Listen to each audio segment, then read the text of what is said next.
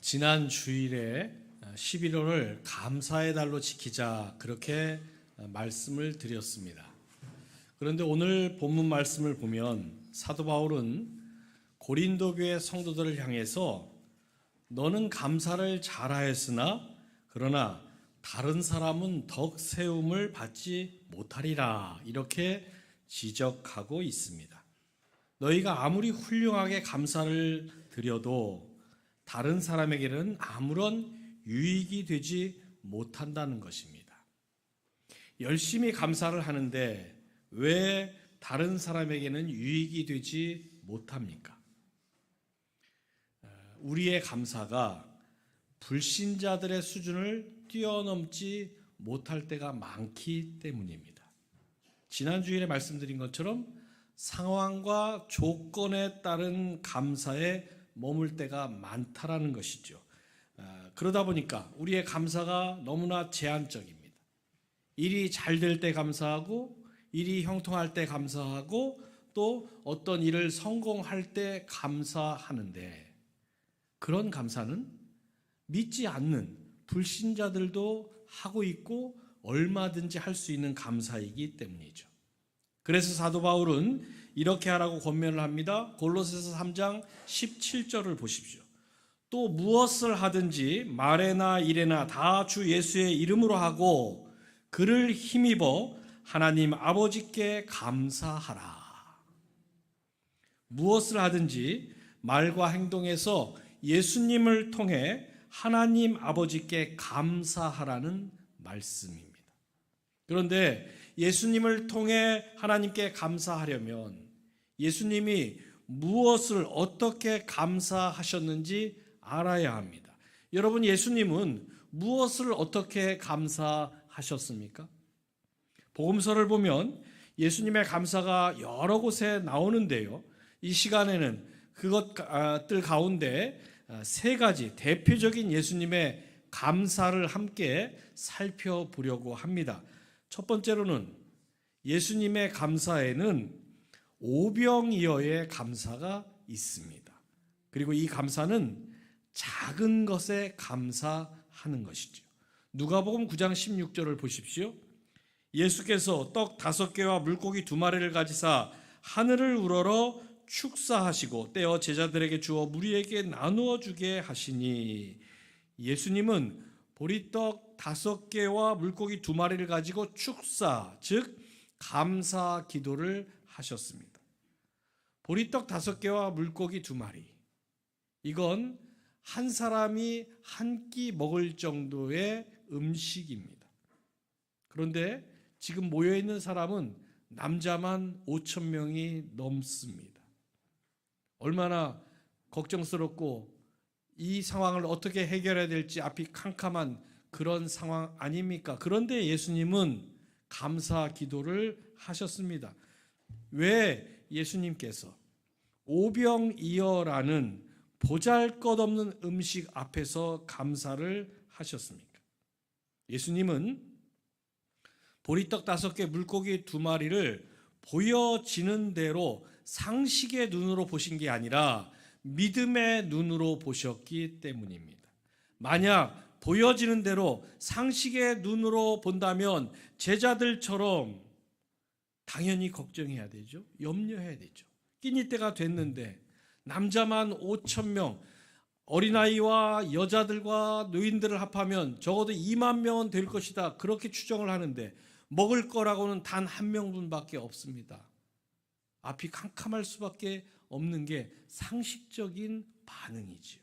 그런데 주님은 제자들이 그렇게 걱정하고 염려하고 있을 때 믿음의 눈으로 바라보며 감사하셨습니다. 왜 그러실 수 있었습니까? 무에서 유를 창조하시는 하나님께 오병이어면 충분했기 때문입니다. 무에서 유를 창조하시는 분이니까 아무것도 없어도 이 5,000명 다 먹이실 수 있는데 오병이어가 있으니 얼마나 충분합니까? 여러분, 이 사람들을 먹이는 일은 예수님이 또 제자들이 하실 일이 아니라 하나님이 하실 일입니다. 그래서 예수님은 믿음의 눈으로 바라보며 이 사람들을 먹이실 하나님 앞에 오병이어를 가지고 감사하셨던 겁니다. 이처럼 성경을 보면 작은 것 앞에 믿음으로 바라보며 감사했던 그런 인물들이 많이 등장합니다. 예를 들어 엘리야는 3년 반 동안 이스라엘에 비가 오지 않았지만 비가 내리기를 기도하고 또 기도하던 중에 하늘에 손바닥만한 작은 구름 조각 하나를 보고서 큰 비가 내릴 것을 확신했습니다. 왜 그럴 수 있습니까? 비는 구름이 내리는 게 아니라 하나님이 내리시기 때문입니다. 또 다윗은 물맷돌 5개 가지고 골리앗 앞에 달려 나아갔지요. 보잘것없는 그 돌멩이 몇 개 들고 다윗이 골리앗 앞에 나갈 수 있었던 이유가 무엇입니까? 골리앗을 쓰러뜨리는 것은 돌의 크기나 개수가 아니라 하나님이시라는 것을 그가 분명하게 믿었기 때문입니다. 여러분, 그래서 믿음이 있는 사람들은 작은 것 앞에서 걱정하거나 실망하지 않습니다. 5,000명을 어떻게 먹이느냐 마느냐, 이건 오병이어에 달려있는 것이 아니라 하나님께 달려있기 때문입니다. 하나님이 역사하시면 물고기 2마리, 보리떡 5개가 아니라 말라 비틀어진 보리떡 한 조각만 있어도 5,000명을 얼마든지 먹일 수 있습니다. 손바닥만한 구름으로도 이스라엘 전체를 다 적시고도 남을 수 있습니다. 작은 돌멩이 하나로도 골리앗은 얼마든지 무너뜨릴 수 있는 것입니다. 여러분, 하나님은 올 한 해 여러분에게 돌아보면 작은 것들로 이 모양 저 모양 베풀어 주셨습니다. 그 작은 것 앞에서 여러분 한 해 동안 어떻게 하셨습니까? 큰 거는 제가 묻지 않겠습니다. 큰 것 앞에서는 당연히 감사하지요. 그럼 불신자들도 감사하는데 그것마저 감사 안 했으면은 그건 하나님 믿는 사람도 아닌 거지요. 그건 논외로 치고 작은 것들 당연하게 생각하고 있고 아무것도 아닌 것처럼 여겨지는 그런 것들 앞에서 여러분 어떻게 하셨습니까? 예수님 제자들처럼 오병이어 앞에서 실망하고 걱정했던 것처럼 여러분들도 걱정하고 염려하셨습니까? 아니면 주님처럼 감사하셨습니까? 사랑하는 성도 여러분, 일상의 작은 것에서부터 감사하시기 바랍니다. 이게 바로 주님을 닮아가는 믿음의 사람의 자세입니다. 큰 것은 다 감사해요. 안 믿는 사람들도 감사해요. 그런데 우리의 감사의 구분점은 작은 것 앞에서 어떻게 하느냐. 그 작은 것 앞에서도 감사할 줄 알 때 하나님께서 엘리야와 다윗에게 베풀어 주셨던 그 역사를 우리가 경험할 수 있고 5,000명이 먹고도 남는 역사를 여러분 삶 가운데 경험하실 줄로 믿으시기 바랍니다. 두 번째로 예수님의 감사에는 나사로의 죽음 앞에서의 감사가 있습니다. 이 감사는 미리 감사하는 것이죠. 요한복음 11장 41절을 보십시오. 돌을 옮겨 놓으니 예수께서 눈을 들어 우러러 보시고 이르시되 아버지여 내 말을 들으신 것을 감사하나이다. 이 말씀은 예수님께서 나사로의 죽음 앞에서 하신 말씀이에요. 예수님은 나사로가 죽었다라는 소식을 들으셨습니다. 그때 예수님의 심정이 어땠는지는 요한복음 11장 35절에 이렇게 나오지요. 예수께서 눈물을 흘리시더라. 그 빛 요한복음 11장 38절을 보면 이에 예수께서 다시 속으로 비통히 여기시며 무덤에 가시니 예수님께서 비통한 심정으로 눈물을 흘리며 나사로의 무덤을 찾아가셨습니다. 그런데 막상 나사로의 무덤 앞에서는 예수님이 어떻게 하셨습니까? 울지 않으셨습니다. 비통해하지 않으셨습니다. 대신 나사로의 무덤 앞에서 조금 전에 함께 읽으신 요한복음 11장 41절 말씀처럼 아버지여 내 말을 들으신 것을 감사하나이다 라고 하나님 앞에 감사하셨습니다. 그런데 그때는 아직 나사로가 살아난 때가 아닙니다. 죽어 있을 때입니다. 그런데 미리 아직 살아나지도 않았는데 하나님께 감사하신 다음에 예수님이 어떻게 하십니까? 큰 소리로 그 무덤 앞에서 나사로야 나오라 외치셨습니다. 그러자 어떻게 됐습니까? 요한복음 11장 44절을 보십시오. 죽은 자가 수족을 배로 동인 채로 나오는데 죽은 나사로가 다시 살아나 무덤에서 나왔습니다. 여러분, 이처럼 예수님이 보여주신 두 번째 감사는 미리 감사하는 것입니다. 왜 미리 감사하십니까? 나중에 감사하는 건 누구나 다 하는 것이지요. 그런데 주님은 미리 감사하시며 우리가 어떻게 감사해야 할지를 보여주셨는데 거기에는 두 가지 이유가 있습니다. 먼저 하나님이 하시고자 하는 일에는 불가능이 없기 때문입니다. 우리가 조금 전 예배 순서에 따라 사도신경을 다 같이 고백했지 않습니까? 그 사도신경을 고백할 때 첫머리에서 우리가 어떻게 고백합니까? 나는 전능하신 아버지 하나님 천지의 창조주를 믿습니다. 여러분, 그렇습니다. 우리가 믿는 하나님은 전능하신 하나님이시고 천지를 창조하신 하나님이십니다. 그래서 우리는 그분을 믿는 것이지요. 예레미야 32장 27절을 보면 우리가 왜 그분을 믿어야 하는지 분명히 말씀하고 있습니다. 나는 여호와요 모든 육체의 하나님이라 내게 할 수 없는 일이 있겠느냐. 그렇습니다. 우리 아버지 하나님께는 할 수 없는 일이 없으십니다. 하나님 아버지는 모든 병을 고치시고 불가능을 가능케 하시고 죽은 자를 살리시고 사람을 변화시키시는 분이십니다. 그래서 예수님은 마가복음 9장 23절에서 이렇게 말씀하시지요. 할 수 있거든이 무슨 말이냐? 믿는 자에게는 능치 못할 일이 없느니라. 아멘. 사랑하는 성도 여러분, 하나님의 능력을 믿으십니까?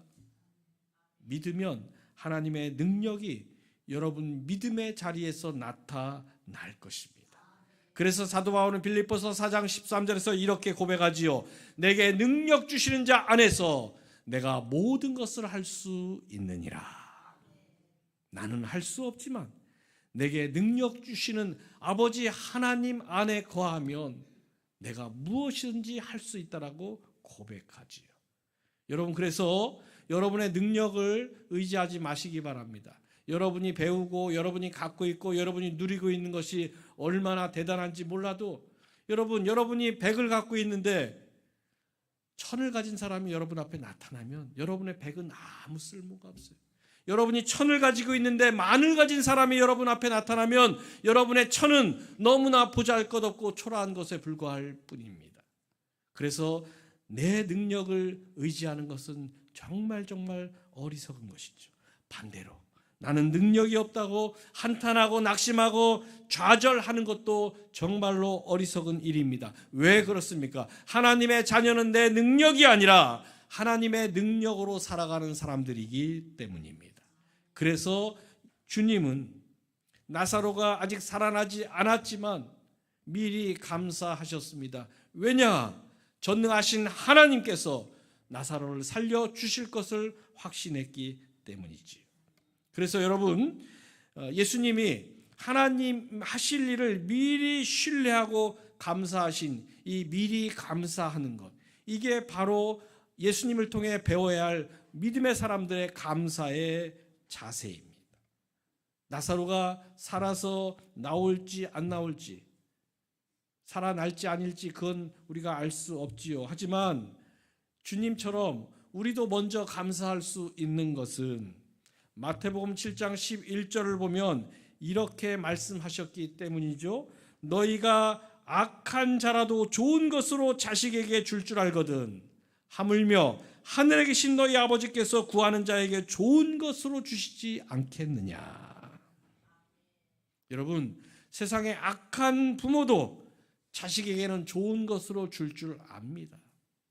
하물며 하늘 아버지께서 나사로를 그렇게 끝내지 않으실 것 예수님 확신하셨기 때문에 나사로를 살려주신 하나님께가 아니라 나사로를 살려주실 하나님께 미리 감사하시면서 그 후 무덤에 가서 나사로야 나오라 하나님께서 너를 살려주실 것이다 확신에 차서 선포하셨던 것이죠. 그래서 예수님을 통해 배우시기 바랍니다. 하나님의 자녀는 미리 감사할 수 있는 사람들입니다. 일이 잘 된 후에, 일이 다 끝난 후에 감사하는 것은 믿음이 없어도 얼마든지 할 수 있습니다. 그래서 이 정도의 감사는 불신자들의 감사입니다. 여러분의 감사를 그런 수준에 머물게 하지 마시기 바랍니다. 예수님처럼 믿음으로 구하는 자에게 좋은 것으로 주실 하나님께 먼저 감사하고 미리 감사할 수 있는 여러분 되시길 바랍니다. 그래서 여러분은 믿음의 사람입니다. 믿음의 사람답게 주님을 본받아 감사의 지경을 넓혀가고 감사의 수준을 더욱더 높여가는 그런 하나님의 자녀들 되시길 주님의 이름으로 축원합니다. 마지막으로 예수님의 감사에는 최후의 만찬에서의 감사가 있습니다. 이 감사는 고난 앞에서 드리는 감사지요. 마태복음 26장 27절 28절을 보십시오. 또 잔을 가지사 감사기도 하시고 그들에게 주시며 이르시되 너희가 다 이것을 마시라. 이것은 죄사함을 얻게 하려고 많은 사람을 위하여 흘리는 바 나의 피 곧 언약의 피니라. 예수님은 제자들과 마지막 저녁 식사를 하시면서 또 잔을 가지사 감사기도 하시고 감사 기도를 하셨습니다. 그 자리가 이 땅에서 제자들과 마지막 하는 식사의 자리인 것 주님 알고 계셨습니다. 즉 곧 있게 될 죽음이라는 고난 앞에서 예수님은 감사하셨던 것이죠. 이건 여러분 앞서 말씀드린 작은 것에 감사하는 것보다 더 어려운 감사죠. 왜 더 어렵습니까? 많은 사람들이 고난 앞에서 원망과 불평과 낙심을 하기 때문입니다. 그래서 한번 돌아보십시오. 여러분 올 한 해 여러분 인생의 고난 앞에서 감사해 보셨습니까? 물론 쉽지 않지요. 예수님도 이 고난의 잔 앞에서 쉽게 감사하신 게 아닙니다. 하실 수 있거든 이 잔을 내게서 지나가게 하옵소서. 간절하게 처절하게 기도하셨던 분이 바로 우리 주님이십니다. 그런데 왜 고난의 잔을 받으면서 감사하셨습니까? 주님은 고난이 결론이 아니라는 것을 아셨기 때문입니다. 여러분 고난은 결론이 아닙니다. 그래서 고난을 변장된 축복이라고 부르는 것입니다. 이 말은 영국의 작가인 C.S. 루이스가 한 말인데요. 하나님은 고난을 고난으로 끝내시는 분이 아닙니다. 그래서 고난은 결론이 아니라 과정입니다. 이걸 여러분 분명히 아셔야 합니다. 산모가 출산이라는 목숨을 건 고통을 겪는 것 알면서도 그게 얼마나 고통스러운 일인지 알면서도 아이를 잉태하고 출산하는 것은 그 고통이 결론이 아니라 과정이라는 걸 알기 때문이죠. 산모에게 결론은 그 산통이 아니라 그 산통 다음에 하나님이 주시는 세상 무엇과도 바꿀 수 없는 자녀를 선물로 얻는 것, 그게 산모의 결론인 것입니다. 예수님도 고난의 잔을 받으시며 감사하셨던 것은 십자가의 고난과 죽음이 결론이 아니라는 걸 아셨기 때문입니다. 그 고난 후에 부활의 영광을 통해서 인류를 구원하시고 인류의 소망이 되게 하시는 것, 그게 하나님의 계획인 걸 아셨기 때문에 고난의 잔 피하고 싶은 마음에 가득했지만 그럼에도 불구하고 감사함으로 받으신 것이죠. 나무를 키워보신 분들은 아십니다. 나무를 키울 때 때가 되면 가지치기를 해주어야 합니다. 전지 가위를 들고 잘 자라난 가지를 싹둑싹둑 잘라내는 건요, 저도 해봤지만 그렇게 즐거운 일이 아니에요. 그 일은 나무도 자르는 사람도 고통스러운 일입니다. 하지만 가지치기를 안 해주면 그 나무는 제대로 자라지 못하거나 열매를 제대로 맺을 수가 없습니다. 그래서 잘 자라서 많은 열매를 맺는 나무가 되게 하려면 고통스러워도 가지치기를 해주어야 하는 것이죠. 올 한 해 여러분 인생에 가지치기 같은 그런 고난이 있으셨습니까? 많이 아프셨을 거예요. 또 많이 고통스러우셨을 겁니다. 그러면 하나님은 왜 그렇게 아프고 고통스러운 우리 인생에 가지치기를 하게 하십니까? 이유는 분명합니다. 여러분을 더 잘 자라게 하시고 여러분이 더 많은 열매를 맺게 하시기 위해서입니다. 그래서 고난이 변장된 축복인 것입니다. 사랑하는 성도 여러분, 올 한 해 여러분에게 고난이 있으셨습니까? 그 고난 앞에서 여러분 어떻게 하셨습니까? 예수님처럼 작더라도 또 나사렛 죽음과 같은 그런 고통스럽고 슬픈 일 앞에서도 감사해 보셨습니까? 만약 못하셨다라면 이제라도 다시 결단하고 꼭 하시기 바랍니다. 왜 그래야 합니까?